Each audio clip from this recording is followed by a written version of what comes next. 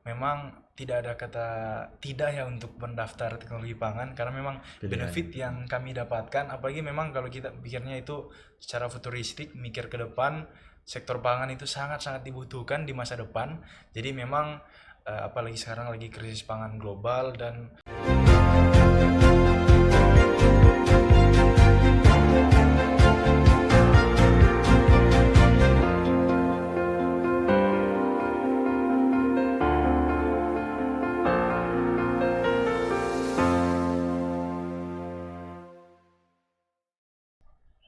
Halo semuanya, kembali lagi di acara Agri Kreatif Podcast, podcastnya Fakultas Pertanian Universitas Samratulangi, yang pastinya inovatif dan kreatif.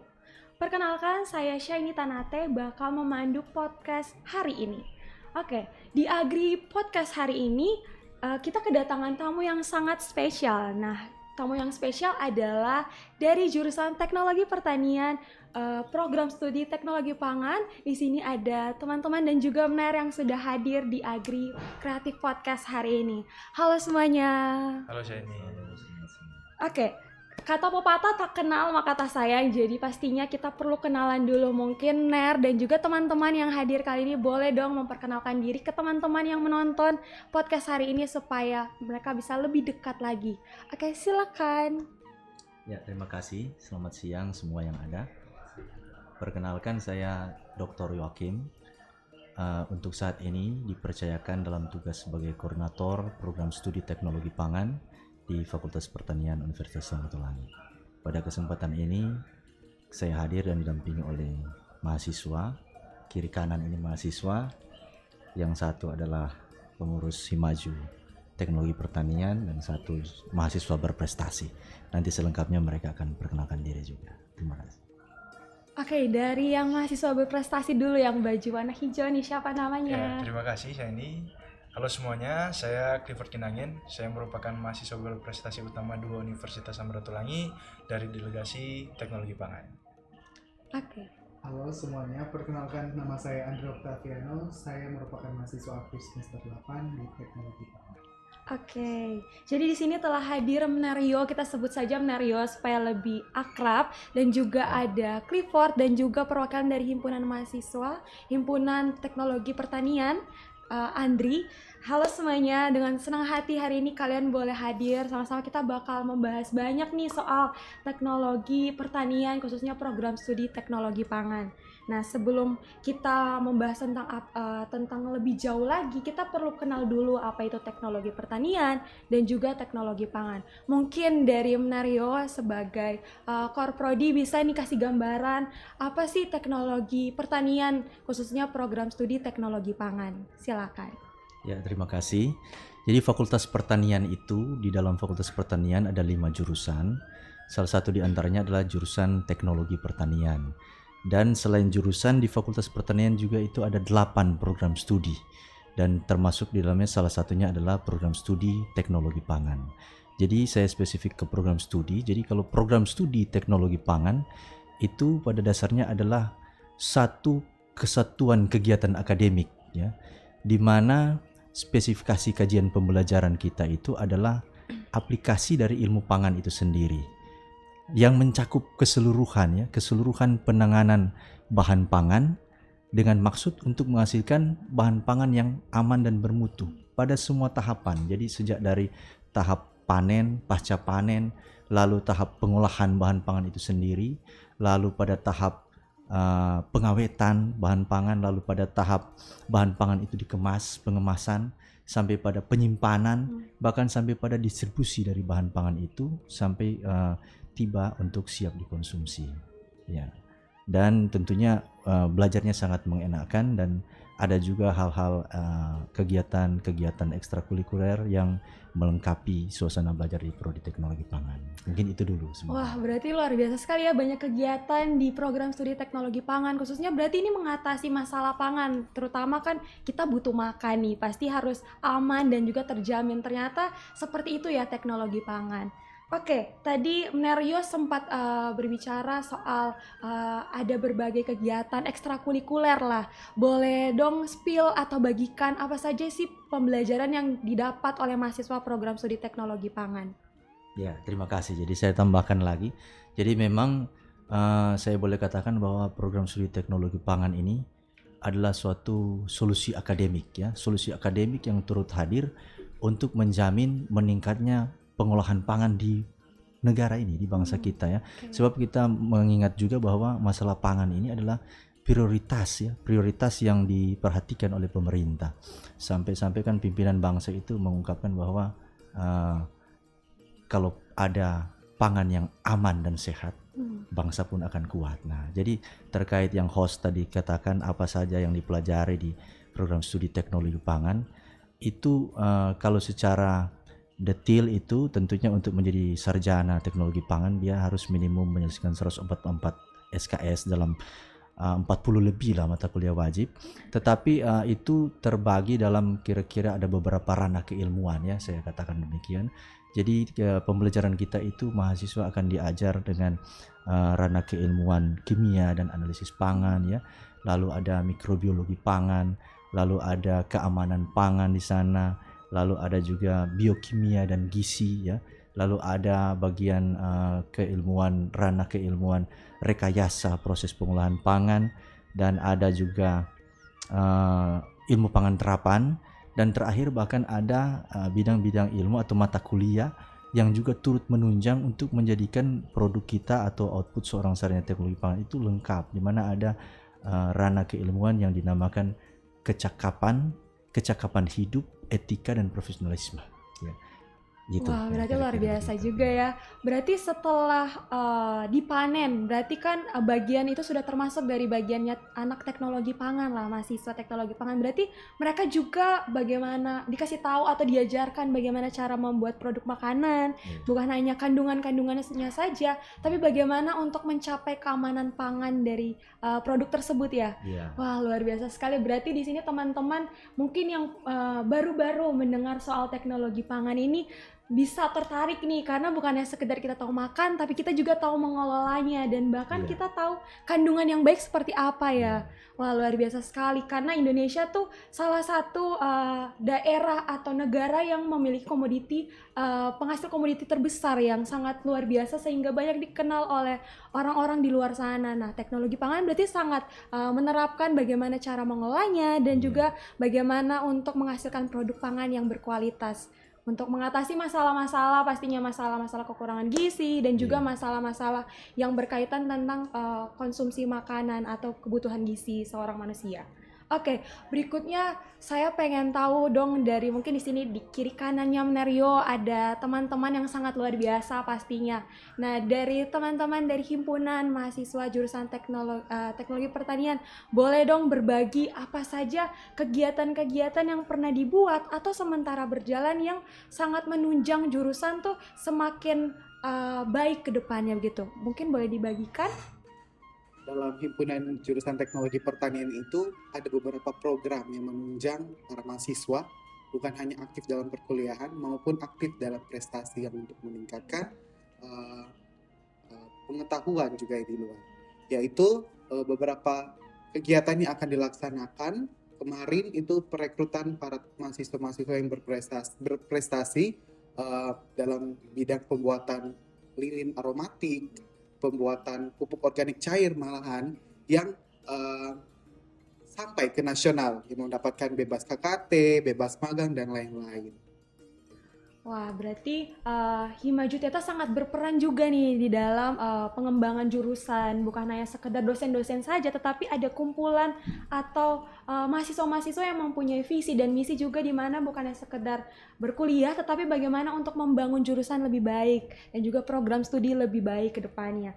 Oke, kembali bergeser ke Mnerio lagi nih. Nah, berarti tentang adanya kegiatan atau program-program, mungkin Mnerio boleh bagikan apa saja sih yang pernah dilakukan oleh program studi atau jurusan yang membantu menunjang itu tridharma perguruan tinggi tercapai begitu. Ya, terima kasih. Ya, jadi memang seluruh aktivitas kita itu pada intinya untuk meningkatkan tridharma perguruan tinggi ya. Kalau tadi ditanyakan mungkin aktivitas apa yang dilakukan ya, langsung bersentuhan dengan hal itu atau mungkin langsung ke masyarakat, mungkin saya dapat berikan penjelasan di sini. ada 3 ya dalam berpikirnya saya, itu ada 3 yang langsung dapat menyentuh kegiatan Tridharma Perguruan Tinggi atau ke masyarakat ya.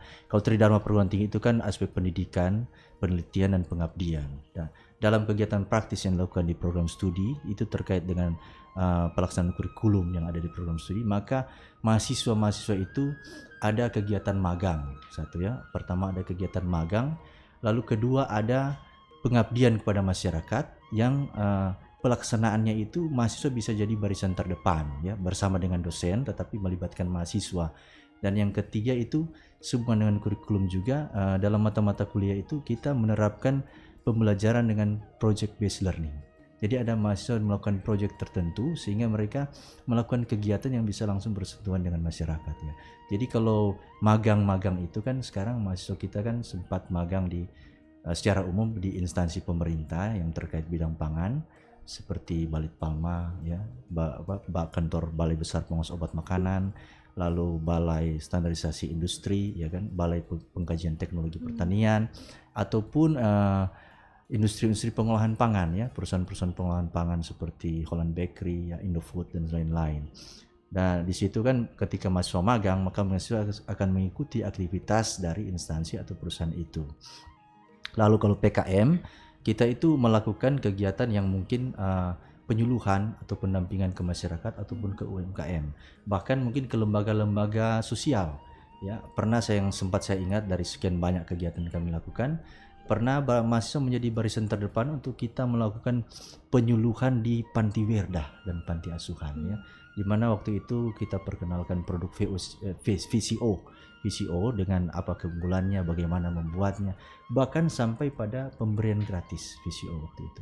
Dan yang terakhir yaitu baru 2-3 hari lalu saya memantau pelaksanaan project based learning dari mahasiswa di daerah Minahasa, Kabupaten Minahasa, Kecamatan Tombariri, Desa Kumuh ya, di mana dalam kaitan mata kuliah penyuluhan dan konsultasi gizi, mahasiswa turun langsung ke situ.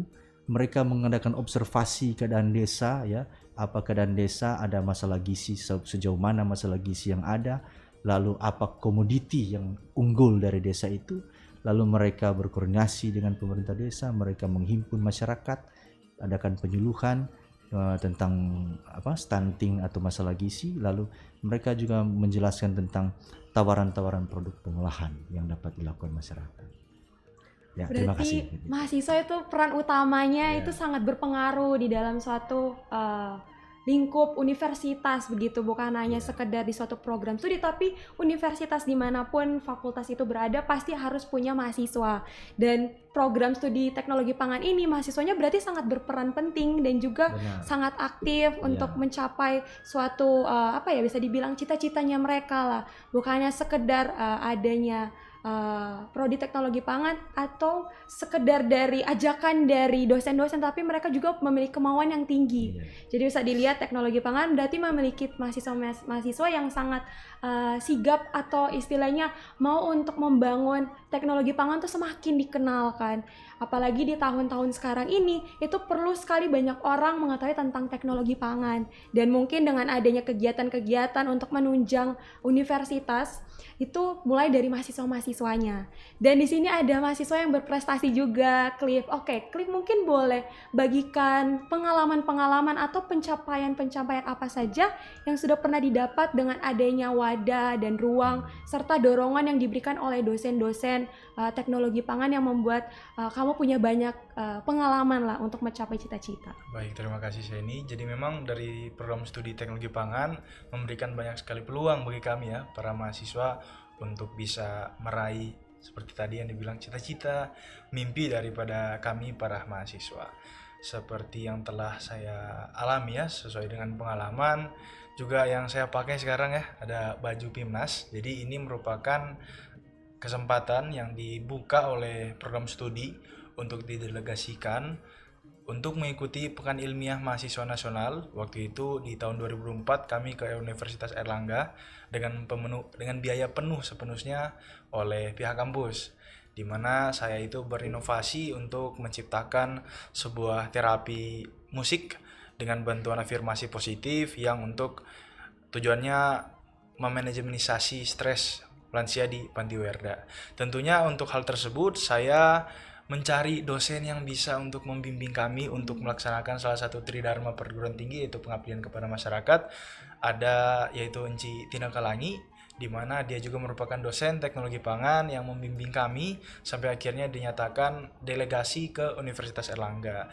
Dari hal tersebut banyak sekali ya pengalaman yang kami dapatkan, dan puncaknya dari PIMNAS ini kami dinyatakan sesuai SK Rektor bebas KKT, bebas UKT, bebas magang, dan juga bebas skripsi.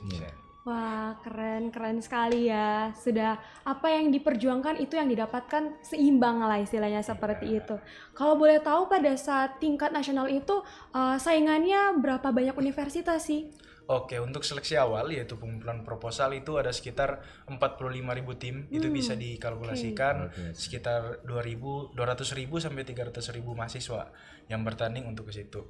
Dan itu diseleksi lagi sampai akhirnya hanya sekitar 525 tim yang lolos ke Pekan Ilmiah Mahasiswa Nasional, dan kami salah satu tim terbaik untuk kelas program pengabdian masyarakat. Wah, oke, berarti saingannya juga berat-berat ya. Iya, benar sekali. Berarti support dari dosen dan juga pelatihan-pelatihan yang diadakan oleh jurusan atau program studi itu sangat menunjang untuk kalian bisa berpikir luas dan punya pengalaman yang lebih banyak lah. Dan juga tentang prestasi-prestasi, tadi sempat dari himpunan Kak Andri sempat berbicara soal pembuatan pupuk organik yang dilakukan oleh PPK Ormawa ya, kalau tidak salah. Berarti itu organisasi mahasiswa. Berarti naungannya Himaju Teta ya. Boleh dibagikan pengalamannya Kak mendapatkan istilahnya prestasi dari situ tuh seperti apa? Dari pembuatan pupuk organik ini kami tahu cara pembuatannya melalui fermentasi yang tidak dilakukan pakai bahan kimia tapi menggunakan bahan alami dari alam. Dan benefit yang didapatkan kami pada saat itu bebas KKT dari perguruan tinggi, bebas magang, dan juga mendapatkan sejumlah uang untuk biaya akademik, menunjang akademik kita sekalian pada saat itu.